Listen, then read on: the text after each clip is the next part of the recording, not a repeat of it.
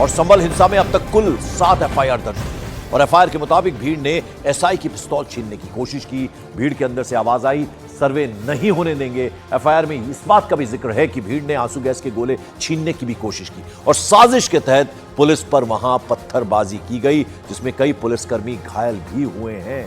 तो एफआईआर में तमाम बातों का खुलासा हुआ है, यानी क्या क्या बातें इस एफआईआर में दर्ज हुई हैं। 7 एफआईआर कुल मिलाकर संभल हिंसा में दर्ज हुई हैं और भीड़ ने जो एसआई हैं उनकी पिस्तौल छीनने की कोशिश की। भीड़ के अंदर से एक आवाज आई कि सर्वे नहीं होने देंगे।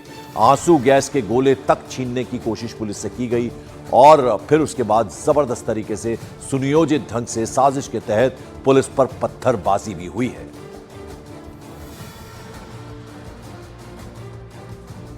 और इधर संभल में हिंसा को लेकर सियासत यानी राजनीति भी अब जमकर हो रही है। समाजवादी पार्टी के नेता रामगोपाल यादव ने हिंसा के लिए एडमिनिस्ट्रेशन को सीधे सीधे दोषी ठहरा दिया। उन्होंने कहा प्रशासन चाहता तो वहां कुछ भी नहीं होता। संभल में जो कुछ प्रशासन कर रहा है 100% गलत कर रहा है। प्रशासन की लापरवाही से, बल्कि मैं तो ये आरोप लगा रहा हूं, प्रशासन ने जानबूझकर वहां ये सब अशांति पैदा करने का काम किया है। प्रशासन चाहता कुछ भी नहीं हो सकता था। प्रशासन ने ही लोगों को जो जा रहे थे मस्जिद में नारे लगाते हुए उकसाया और ये प्रदर्शित किया कि जैसे मस्जिद पे लोग कब्जा करने जा रहे हैं, जिसकी वजह से ये सब कुछ हुआ। पुलिस वालों के ऊपर मुकदमा हत्या का दर्ज होना चाहिए। जिन लोगों ने हत्या की है उनका क्या हुआ? आप क्यों उसको दबाना चाह रहे हो? क्यों इधर उधर की बात कर रहे हो कि इसने गोली चला दी, उसने? आप पुलिस के वीडियो हैं गोली चलाते हुए। हत्या पुलिस ने की है। इस बात की सबसे पहले तो उनके खिलाफ मुकदमा कायम होना चाहिए। आप कह रहे हैं भड़का दिया, और ये आदमी कौन थे जो वहां नारे लगा करके भड़काने के लिए आए थे? क्यों आए थे उनके साथ? सर्वे टीम के साथ पुलिस के संरक्षण में क्यों आदमी आए थे और क्यों नारे लगा रहे थे? किस बात के लिए नारे लगा रहे थे? क्यों उकसावा दे रहे थे? आप किसी के धर्म स्थल में घुस करके उसके खिलाफ नारे लगाओगे तो हंगामा होगा कि नहीं होगा? क्यों लगा रहे थे नारे भाई? और कहां से लोग आ गए? मुझे तो लगता है ये पुलिस वाले ही थे क्या जो सिविल ड्रेस के अंदर आकर के नारे लगा रहे थे।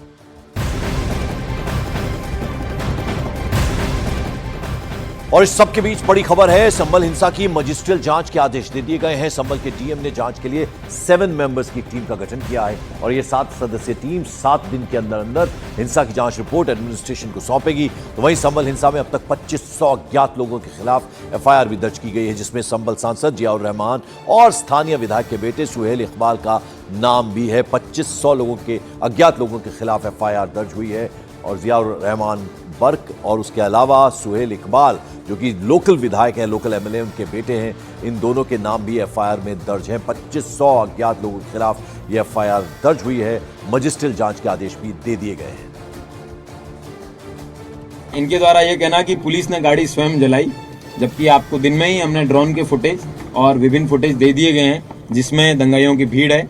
वो करीबन 6 से 7 वाहनों को इन्होंने जलाया है। इन सभी लोगों से प्रॉपर तरीके से जितना भी पैसा इन्होंने पब्लिक प्रॉपर्टी, चाहे तार जलाए हों चाहे गाड़ियां जलाई हों, सबके सब पाई वसूला जाएगा। दंगाइयों की ओर से गोली फायरिंग हो रही थी, ये उन्होंने स्वयं बोला और स्वयं ही बोल रहे हैं कि पुलिस भी फायरिंग कर रही थी। कभी बोल रहे हैं कि पुलिस अपने असले से फायरिंग कर रही थी, कभी बोल रहे हैं कि तमंचे से फायरिंग कर रही थी। इसका अर्थ ये है कि ये जब भ्रम फैला रहे थे, क्योंकि जो भ्रामक व्यक्ति होता है, जो सच नहीं बोल रहा होता है, उस व्यक्ति के पास कोई चीज एक तरह से क्या मैं बोलूं, क्या नहीं बोलूं, क्या सही है, क्या गलत है, तो बीच में सही गलत चीजें निकलती रहती है। तो इन्होंने स्वयं बता दिया कि जो दंगाई थे वहां से फायरिंग हो रही थी। और इस बीच संभल हिंसा को लेकर जहां मुरादाबाद के पुलिस कमिश्नर ने दोषियों पर सख्त से सख्त कार्रवाई की बात कही है, वहीं एफआईआर में नामजद विधायक नवाब इकबाल महमूद के बेटे सुहेल इकबाल ने अपने आप को बेकसूर बता दिया है और जांच की मांग भी की है। 7 एफआईआर इस मामले में किए गए हैं और अभी तक जो था 15 लोग नामजद और करीब 1000 अज्ञात लोगों के खिलाफ एफआईआर हुई है। इसमें जो जफ़र अली की आपने बात की, उनको पूछताछ के लिए बुलाया गया था। पूछताछ का मतलब वेरीफाई करने के लिए, क्योंकि वो तथ्यों से अलग बातें कर रहे थे। उन्होंने प्रेस कॉन्फ्रेंस, और जो लोग ये सोचते हैं कि मुंह पे गमछा बांध के या रुमाल बांध के वो छुप जाएंगे, ऐसा नहीं है कि उस जगह के कैमरे से छुप जाएंगे तो बाकी जगह पे भी कैमरे लगे हैं। बहुत जल्दी सभी लोगों के साक्ष्यों के साथ सबको सामने करेंगे। ना कोई मैंने ऐसी हेट स्पीच करी, ना कुछ करा। जिस दिन सुबह को, रात को ये मालूम हुआ कि आज सुबह में अहले फजर को टीम फिर आएगी।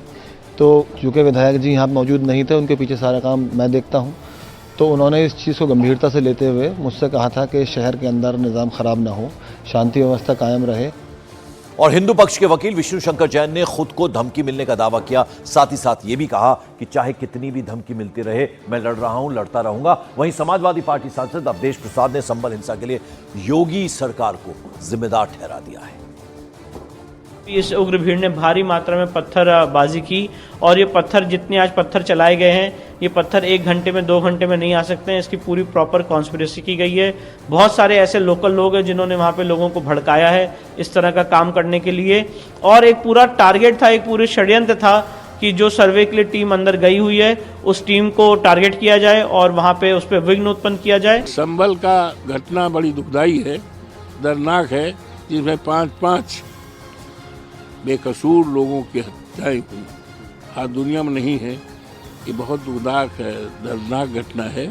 और ये जो घटना हुई संभल में, इस संभल की पूरी घटना की जिम्मेदारी योगी आदित्यनाथ जी की सरकार की जिम्मेदारी है। और इस सबके बीच आरएसएस नेता इंद्रेश कुमार ने कुछ राजनीतिक दलों पर मुसलमानों का इस्तेमाल करने का आरोप लगाया। तो वहीं जमीयत उलेमा हिंद के लीगल एडवाइजर काब रशीदी ने संभल हिंसा में हुई मौत की जांच की मांग कर दी।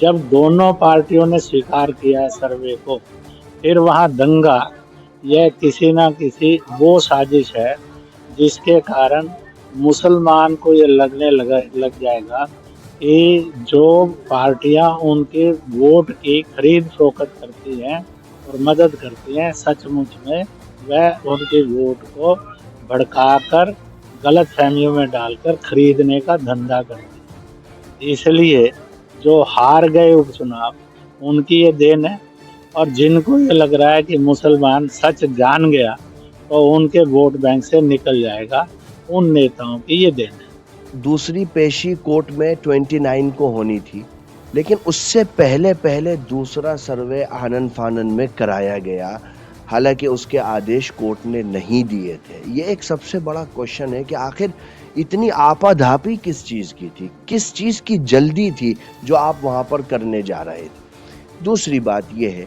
कि साहब 5 लोगों की निर्मम हत्या हुई है वहाँ पर, आखिर कोई तो जिम्मेदार होगा ना।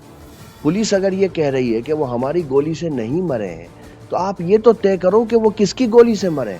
क्या आपके इतना भर कह देने से कि हमने फायर नहीं किया है, क्या काम हो जाएगा?